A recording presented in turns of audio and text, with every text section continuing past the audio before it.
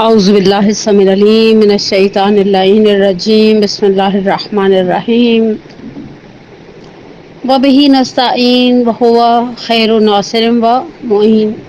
الہی انطقنی بالہدی والہمنی التقوی نوعاً ہماری جو کچھ کلاسز یا کچھ پروگرامز استقبال ماہ محرم کے حوالے سے ہوتے ہیں، وہ محرم سے صرف محض کچھ دن پہلے یہ سلسلے شروع ہوتے ہیں، بلکہ اگر یہ کہا جائے کہ مباہلہ کے آس پاس عید مباہلہ سے کے بعد یا عید مباہلہ سے ایک دو دن بعد غدیر کے بعد سے ہمارے یہ سلسلے شروع ہو جاتے ہیں۔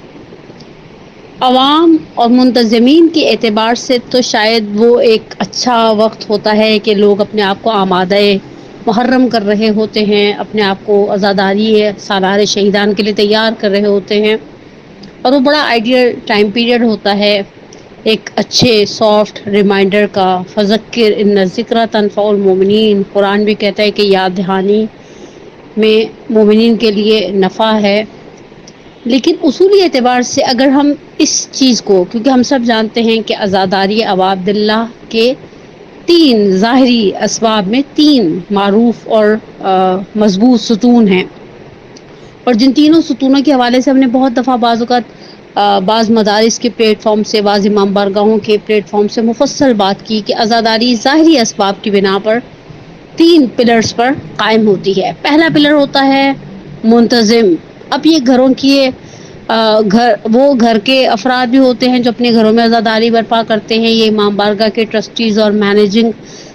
جو مینج کرنے والے افراد ہیں وہ بھی ہوتے ہیں، جو ناظمین ہوتے ہیں امام بارگاہوں کے اور مجلسی مرکزی امام بارگاہوں کے، اور جو مجالس برپا ہوتی ہیں ان کے۔ اور دوسرے مرحلے پر ہوتا ہے ذاکر، خطیب، عالم ہے، عالمہ ہے، ذاکر ہے، ذاکرہ ہے، وہ اس کا ایک بڑا اہم کردار ہوتا ہے۔ تیسرا پلر ہوتا ہے سامع کا، عزادار کا، حاضر کا، اور ہم جانتے ہیں یہ تینوں پلرز، یہ تینوں کا ایک سلسلہ ہے۔ ان تینوں میں سے کسی ایک کو بھی اگر آپ ضعیف کر دیں تو بہرحال اس ظاہری بنا پر، ظاہری عزاداری کی جو ایک سلسلہ چل رہا ہے، الحمدللہ 1400 صدیوں سے چل رہا ہے، 14 صدیوں سے چل رہا ہے، اور انشاءاللہ قیامت تک یہ سلسلے جاری و ساری رہیں، یہ ضعیف ہو جاتا ہے۔ اور ان میں سے ہر شخص کا اپنا ایک کردار ہے، اپنی ایک اہمیت ہے، اپنی ایک امپورٹنس ہے جس سے انکار نہیں کیا جا سکتا۔ لیکن اگر ہم کہیں کہ وہ آخری ماہ ذی الحجہ ہوتا ہے، اس میں جب ہم ریمائنڈرز دینا شروع کرتے ہیں استقبال ماہ محرم کے، تو نارملی ہمارے مد نظر دو طبقے زیادہ ہوتے ہیں سامعین کے، کس طرح سے حاضر ہوا جائے۔ عزاداری سالار شہیدہ ہمارے عقیدے کے مطابق ایک عبادت ہے، اور عبادت کی شرط و شروط اور قواعد و ضوابط ہوا کرتے ہیں۔ منتظمین کے لیے کچھ ریمائنڈرز ہوتے ہیں، اسی طرح سے تیسرے طبقے کے ریمائنڈرز ایٹ لیسٹ اتنا تھوڑا بہت پہلے سے، یہ میری ذاتی رائے ہے، بعضوں کو یقیناً اہل علم کو اس سے اختلاف بھی ہو سکتا ہے، اور کوئی اس میں قباحت نہیں ہے اختلاف میں، لیکن ذاکرین کو اس وقت ریمائنڈر دینا تو تھوڑا سا کچھ اعتبارات سے اس لیے ذرا عجیب لگتا ہے، کیونکہ وہ لوگ بالکل محرم کے جسے کہیں نا سرے محرم کھڑے ہیں، محرم دروازے پر کھڑا ہے، اور بعض اوقات وہ بتائی ہوئی ہدایات پر عمل کرنے کی فرصت نہیں پاتے۔ اصولی اعتبار سے ایک اچھا خطیب، ایک اچھی خطیبہ پورا سال محرم کی تیاری ساتھ ساتھ کرتے رہتے ہیں۔ میں نے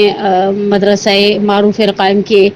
پلیٹ فارم سے ایک درس بھی سنا تھا استقبال ماہ محرم کا، تو اس میں مولانا صاحب نے بڑے اچھے طریقے سے ڈائریاں بنائیں سال ثواب کی مجلسوں کی، اور یہ ایک اچھا ٹرینڈ ہے۔ روایت میں بھی علم کو قید کر لو لکھ کر، اور اصولی اعتبار سے بہرحال اچھا خطیب، اچھی خطیبہ جہاں جس اعتبار سے اچھا جذاب نقطہ ملے اسے لکھ لیا جائے۔ حافظے پر بھروسہ کرنا کیا نہیں جا سکتا، آج کل ویسے ہی حافظے وہ والے حافظے نہیں رہے، لیکن بہرحال ایک چیز جس کی طرف میں اشارہ کرنا چاہتی تھی اپنی ذاکرہ، اسپیشلی جو نیو کمرز ہیں، جو ہمارے معاصرین میں سے ہیں، تو ہماری مجال کہ ہم ان کو کوئی کسی چیز کی طرف توجہ دلائیں، لیکن ہماری وہ جو بچیاں ہیں جنہوں نے ابھی تازہ اس وادی کے اندر قدم رکھا ہے، ان کے لیے ایک چھوٹے سے کچھ لطیف ظریف نکتے تھے ان کی طرف میں اشارہ کرنا چاہتی ہوں، اور ان میں سے آج جس چیز کو آپ کے ساتھ شیئر کروں گی اس میں ٹاپ آف دا لسٹ جو جس عنوان کو ہم بیان کریں گے وہ ہے اشعار کا استعمال فضائل اور مصائب کے باب میں۔ شعر ایک خوبصورت صنف ہے، ایک خوبصورت بیان کا ایک خطاب کا ایک جسے کہیں باب ہے۔ ہم فضائل کے باب میں، ہم مصائب کے باب میں، انسان اپنے جذبات کے اظہار کے لیے صدیوں سے یہ ایک سلسلہ چلا آ رہا ہے۔ اشعار کی صورت میں مصیبت، رثا، غم کو بیان کرنا، یا اشعار کی صورت میں مثلا کسی شخص کی کسی کی فضیلت کو بیان کرنا۔ اور یہ چیز قدیمی صدیوں سے رائج ہے، بلکہ میں جتنا مطالعہ کر رہی ہوں مجھے اس چیز کا احساس ہو رہا ہے، جیسے جیسے میں کتابیں دیکھ رہی تھی کچھ مقاتل کی اور کچھ بہترین خطیبوں کی مصائب اور فضائل کے حوالے سے، اساساً ہمارے پاس واقع کربلا میں بہت سارے مراثی تھے، مرثیے موجود تھے۔ مثلاً وہ مرثیہ جو سید الشہداء نے حضرت ابوالفضل العباس کے کلاش پر کچھ جملے تاریخ میں محفوظ ہیں، پڑھا کہ مثلا تمہارے جانے سے ان کثرت جو ہے وہ میری کمر ٹوٹ گئی، ظاہری وقلت ہیلتی و شمت بھی ادو بھی، اور دشمن اب ہنسیں گے۔ یا وہ مرثیہ ہے جو جناب ام البنین جا کر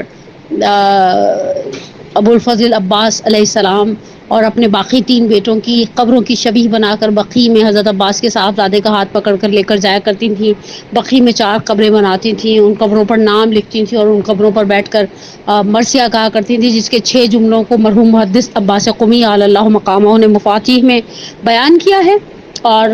مرحوم ذیشان حیدر جوادی علی اللہ مقامہ نے شعر کو شعر کے قالب میں ڈھالا ہے، یعنی محدث عباس قمی نے اشعار کو نقل کیا تھا۔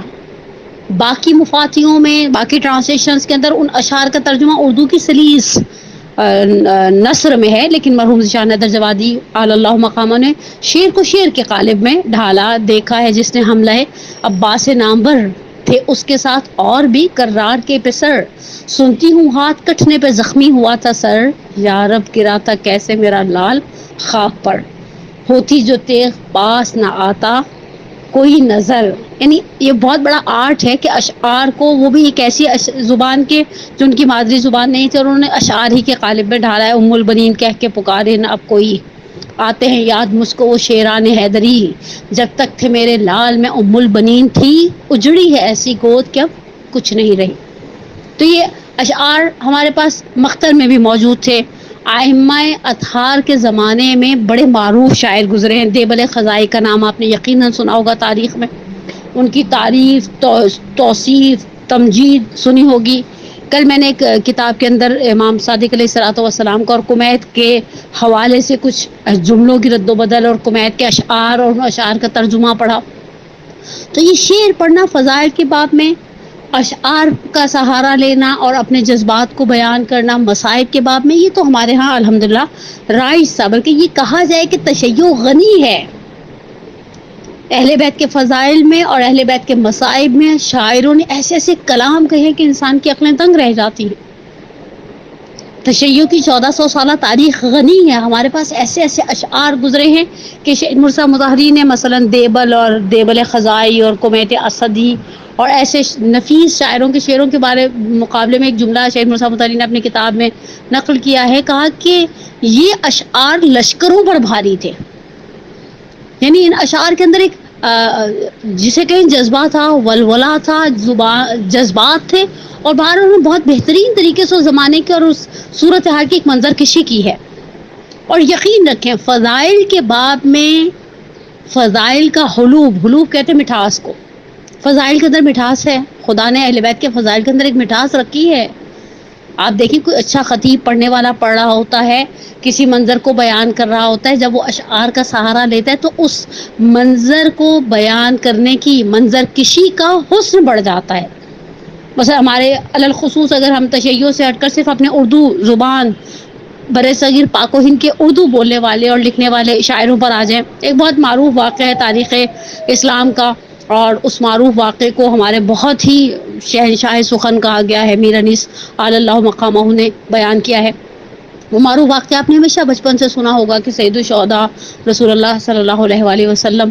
خطبہ دے رہے تھے، سید الشہداء داخل ہوئے اور سید الشہداء کا پیر لباس میں یا کسی چیز میں الجھا اور سید الشہداء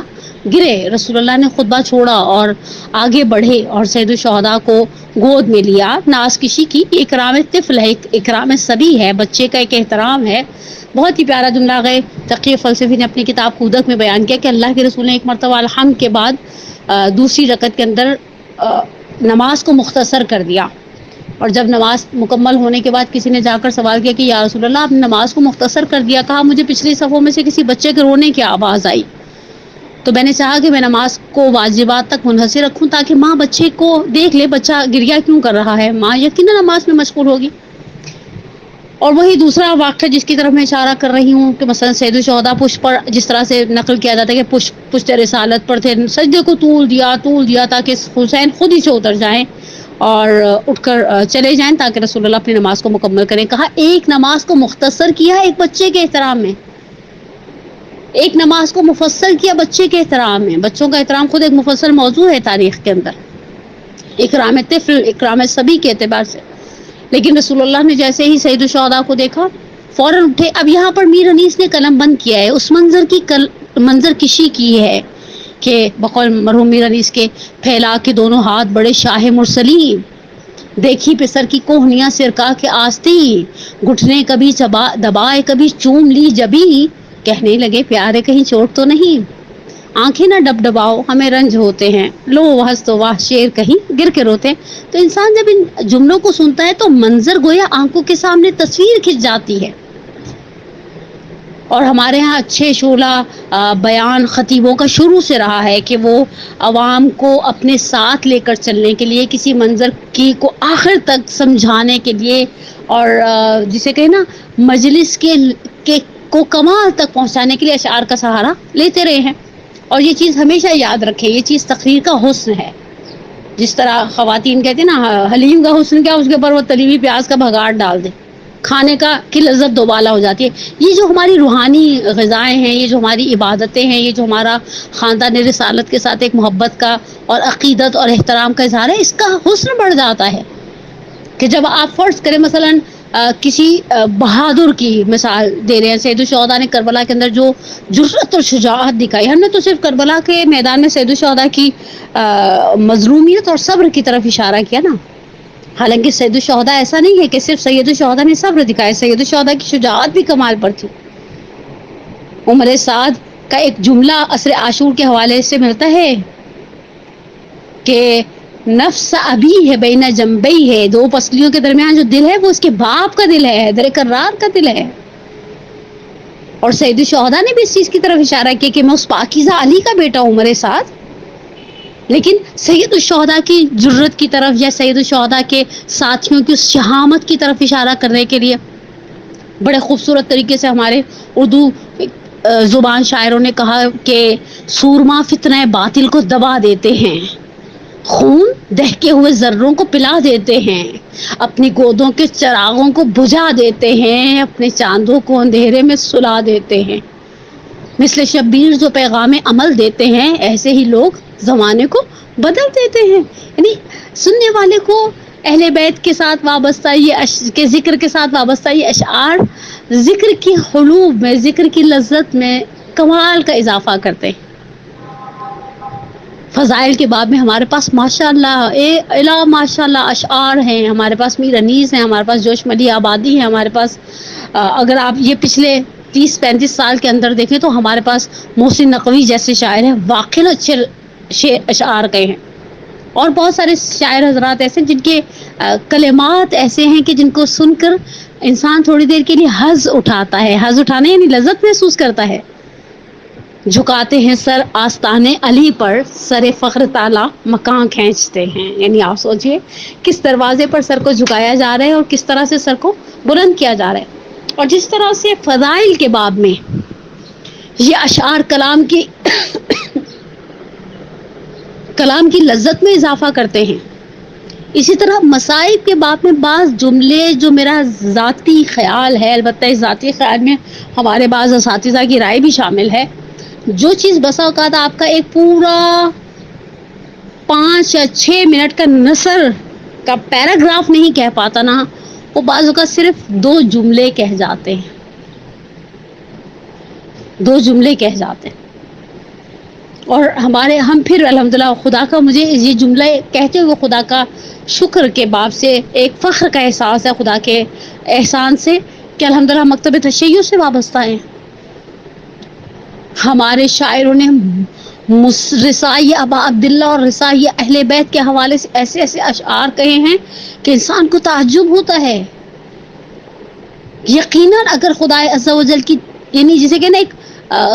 غیبی مدد ہوتی ہے نا، بقول شیخ سبت جعفر اللہ مقاموں کے، عشق جب تک نہ ہو شعر ہوتا نہیں۔ مجھ میں کب اہلیت تھی تیری مدح کی،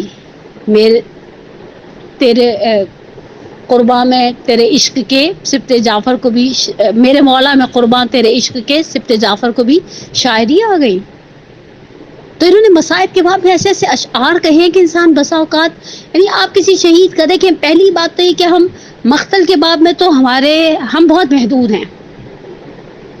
ہمارے مقاتل میں معروف اس وقت جو نفیس مقاتل ہیں، ہمارے پاس مفید علیہ الرحمہ کا مقتل ہے، مرحوم مجلسی علیہ الرحمہ کا مقتل ہے، سید ابن طاؤس علیہ الرحمہ کا مقتل ہے، سید عبدالرزاق مکرم علیہ الرحمہ کا مقتل ہے۔ مقتل کے باب میں تو آپ کو شہادت کے لیے صرف مثلا ایک پیراگراف ملے گا، ایک آدھ جملہ۔ ابھی سید آگئے حسین اندلی پہ حمدانی کی کتاب ہے ثار اللہ، ترجمہ کیا ہے فارسی کے اندر، خون حسین در رنگائی اسلام کے عنوان سے۔ مثلا آپ حضرت علی اکبر کے حال کو اٹھاتے ہیں، حضرت علی اکبر کے حال کے آپ کو بڑے ہی مختصر سے 4 یا 5 جملے ملتے ہیں، بہت ایک ہو گیا تو آپ کو آدھے پونے صفحے کا ایک پیراگراف مل جاتا ہے کہ آئے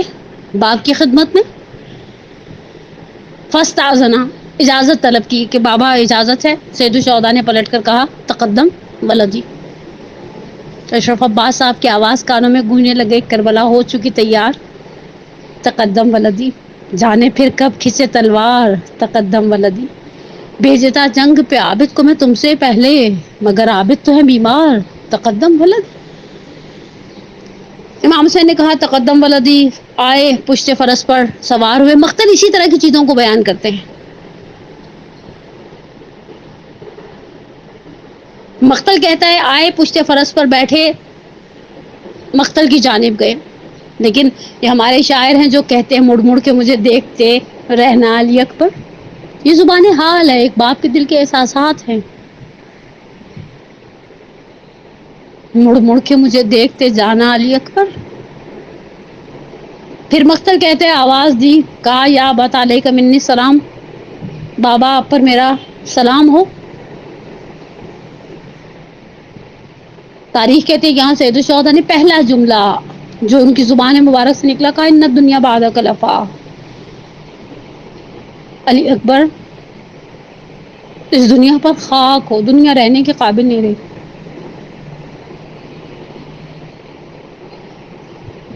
ان الدنیا بعدک الافا۔ مقتل خاموش ہو جاتا ہے۔ حسین کس طرح سے پہنچے؟ شاعروں نے کس طرح کے الفاظ میں جملے کہے ہیں۔ ایک جملے کو روضائی استاد میں سید عبداللہ فاطمی میاں نے نقل کیا نیر تبریزی کے اعتبار سے۔ تبریز کے ایک بہت مشہور اور معروف شاعر گزرے، کہا زبان حال کو بیان کرتے ہیں، بقول ان کے یہ اس باب کے اندر بہت ہی نفیس جملے ہیں، ایسے جملے شاعری کسی شاعر نے کہے ہوں، ممکن ہے دوسرے فارسی زبان شاعروں نے ایسے جملے نہ کہے ہوں، کہ امام حسین پہنچے آواز دیتے ہیں علی اکبر آنکھیں کھولو، دیدے با کشا ہمارا دل خون مکن، زیادہ یہ لیلا مرا مجنون نک، اے لیلا کی بیٹی آنکھیں کھولو۔ یہ باپ کا دل ہے نا۔ ہمارے شاعروں نے تو کہہ دیا کھینچتے ہیں شہیدی سینہ اکبر سے انی، یا علی ادرکنی، یا علی ادرکنی۔ شاید ایک پیراگراف وہ اثر نہ کرے انسان کے دل پر جو ایک جملہ شاعر کا کرتا ہے، برچیاں مار کے اکبر کو پکارے آدھا، شہ سے پوچھو کوئی فرزند جواں اور بھی ہے؟ یہ دو جملے بہت ہیں، شہ سے پوچھو کوئی فرزند جواں اور بھی ہے۔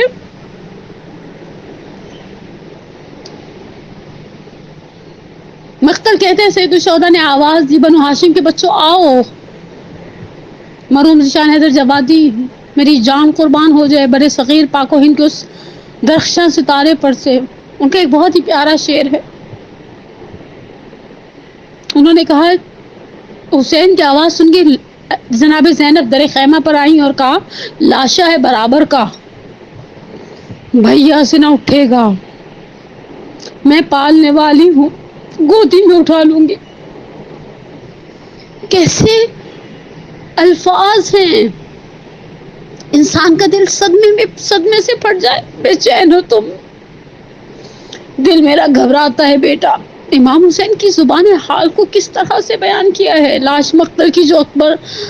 اکبر کی جو مقتل سے اٹھا لائے حسین، نوجوان کو صف اول سے اٹھا لائے حسین، چاند کو شام کے بادل سے اٹھا لائے حسین، دی صدا لاش پسر آن کے لے جا بانو۔ یعنی اشعار دل کو آگ لگا دیتے ہیں، الفاظ جو بس اوقات مختصر ہیں لیکن انسان کو بہت دیر تک آنکھوں کی نمی کو باقی رکھنے میں مددگار ہیں۔ اگر ہم ایک قدم اور آگے بڑھتے ہیں، سید الشہداء کی وہ قربانی کہ جسے بیان کیا، مجھے نہیں معلوم یہ مرثیہ کس کا ہے، بہت کم، میں نے بہت بچپنے میں چھوٹی عمر میں یہ مرثیہ سنا ہوا، اس کے مجھے صرف 2 ہی جملے یاد ہیں، روانہ نہر لبن پر جو شیر خوار ہوا۔ وہ بچہ کس طرح سے حسین ہاتھوں پڑھ لے کر گئے ہوں گے۔ تم کو صغر کیا خبر تیرے ستم کھانے کے بعد، شاہ کتنی دیر روئے تم کو دفنانے کے بعد۔ سید الشہداء کا آسان امتحان نہیں تھا کہ سید الشہداء نے کس طرح سے دفن کیا ہوگا۔ شاعروں نے تو یہاں تک کہہ دیا کہ جناب ام رباب کی زبان حال کو بیان کیا، اصغر تیرے لاشے کو ماں بن کے زمین رکھے، اجڑی ہوئی گودی کی معصوم نشانی ہے۔ نہ سید الشہداء کا وہ جانا آسان تھا، نہ سید الشہداء کا وہ پلٹنا آسان تھا، نہ پشت خیام پر اس ماہروح کو، اس کمسن کو اپنے ہاتھوں سے دفن کرنا آسان تھا۔ اور آخری مثال دوں اور بات کو آج کی حد تک مکمل کر دوں۔ میں نے کہا نا اشعار وہ کام کرتے ہیں جو نثر نہیں کر پاتی بسا اوقات، بلکہ اکثر اوقات نثر وہ کام نہیں کر پاتی۔ عاشور کی مصیبتوں میں سے ایک مصیبت بہت عجیب ہے، یہ سید الشہداء کی آخری رخصت ہے۔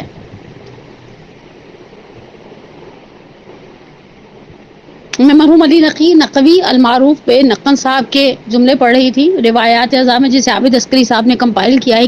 کتابوں کو، مصائب کے باب میں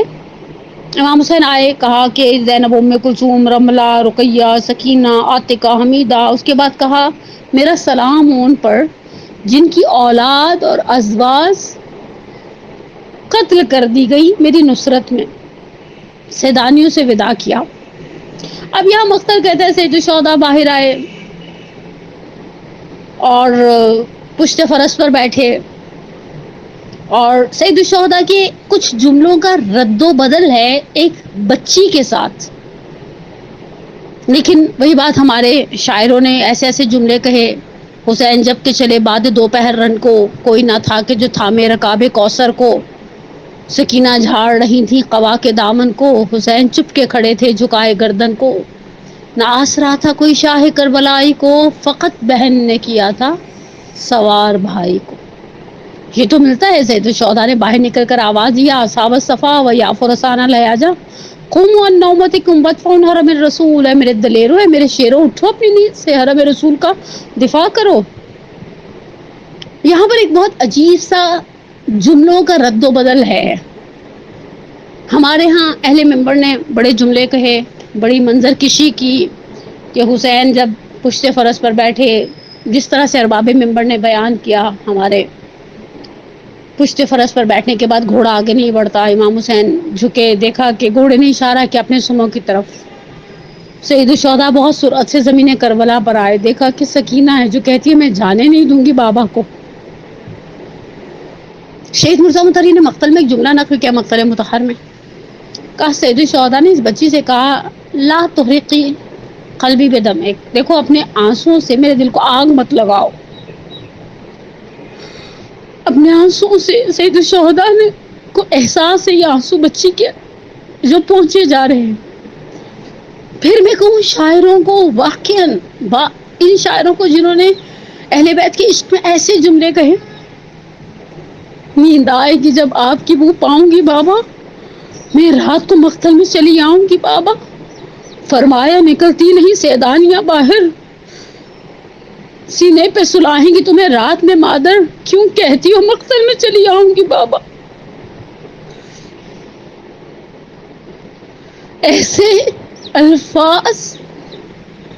ایسی منظر کسی ایک کمسن بچی کی جو باپ کی خوشبو کو ڈھونڈتی ہے مقتل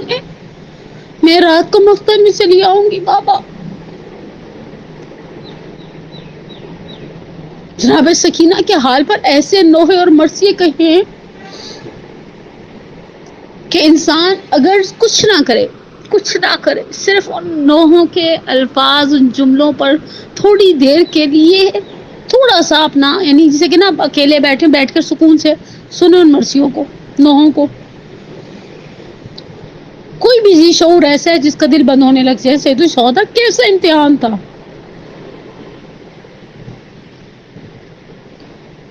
بانوئی عابد سے فرما رہی ہیں میری سکینہ کو نیند آ رہی ہے،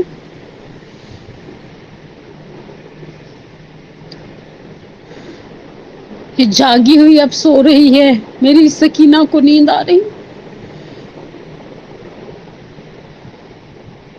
حقیقت ہے، بہت عظیم احسان ہے خطابت کرنے والوں پر، ان شاعروں کا جنہوں نے اشعار کی صورت میں بہت ہی نفیس انداز سے منظر کشی کی ہے۔ اے رات نہ ڈھلنا کہ اجڑ جائے گی زینب، یا گھبرائے گی زینب، یا رن کو جاتے ہوئے سر جھکائے ہوئے شہ نے رو کر کہا الوداع الوداع، جس سے ڈرتی تھی تم وہ گھڑی آ گئی، دیکھ چاروں طرف تیرگی چھا گئی، دشت پر ہال میں شام ہونے کو ہے، شام ہونے کو ہے۔ حقیقت ہے ان اشعار کے سہارے انسان کے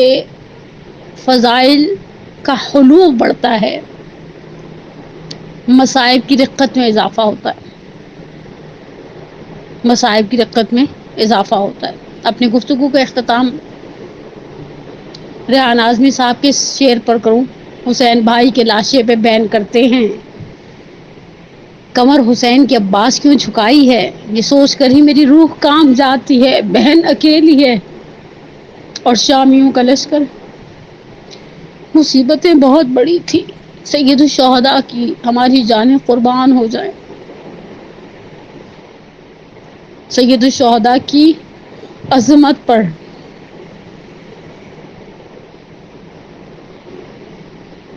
ابا عبداللہ آپ کا امتحان بہت عجیب تھا، لا یوم کیوم یا ابا عبداللہ،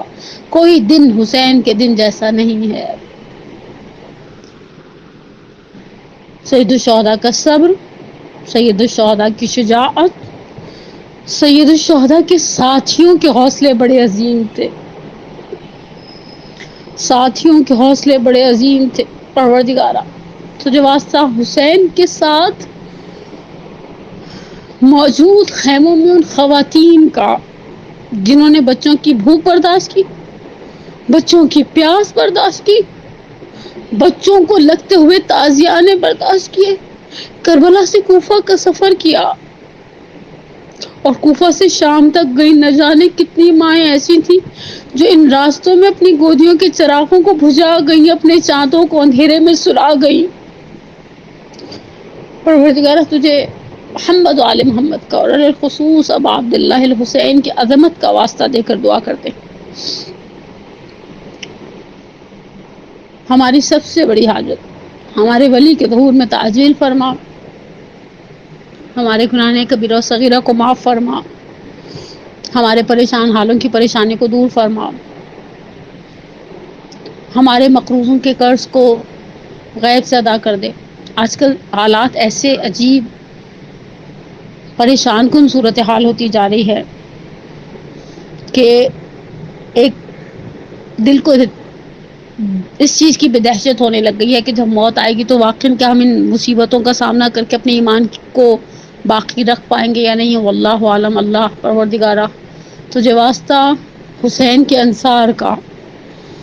زہیر ابن قین کو جب تیر لگے نا تو سید الشہداء نے جب زہیر کو دیکھا تو انہوں نے صرف ایک جملہ کہا، رضیت منی یا ابا عبداللہ، مولا مجھ سے راضی ہو گئے، مولا میں قربان ہو جاؤں ان جانثاروں پر سے۔ انہی کا واسطہ دے کر آپ سے توسل کرتے ہیں کہ پروردگارہ ہمارا اس پرآشوب زمانے میں خاتمہ بالایمان فرما، اور آخر میں ایک خصوصی دعائے مغفرت اپنے مرحوم والدین کے لیے کروں کہ بہرحال خدا کے احسانوں کے بعد جن کی زحمتوں نے اس قابل کیا کہ کچھ تھوڑی سی خدمت علوم آل محمد ہی کر سکیں۔ پروردگارہ رب ارحمہما کما ربیانی صغیرا، ربنا اغفر لی ولوالدی وللمؤمنین یوم یقوم الحساب۔ پروردگارہ محمد و آل محمد کے صدقے میں ہمیں ہمارے والدین کے لیے، ہماری اولاد کو ہمارے لیے باقیات الصالحات میں سے قرار دے۔ انشاءاللہ اگلی گفتگو ربط مصائب کس طرح سے دیا جائے اس حوالے سے زندگی رہی تو انشاءاللہ کریں گے۔ والسلام علیکم ورحمۃ اللہ وبرکاتہ۔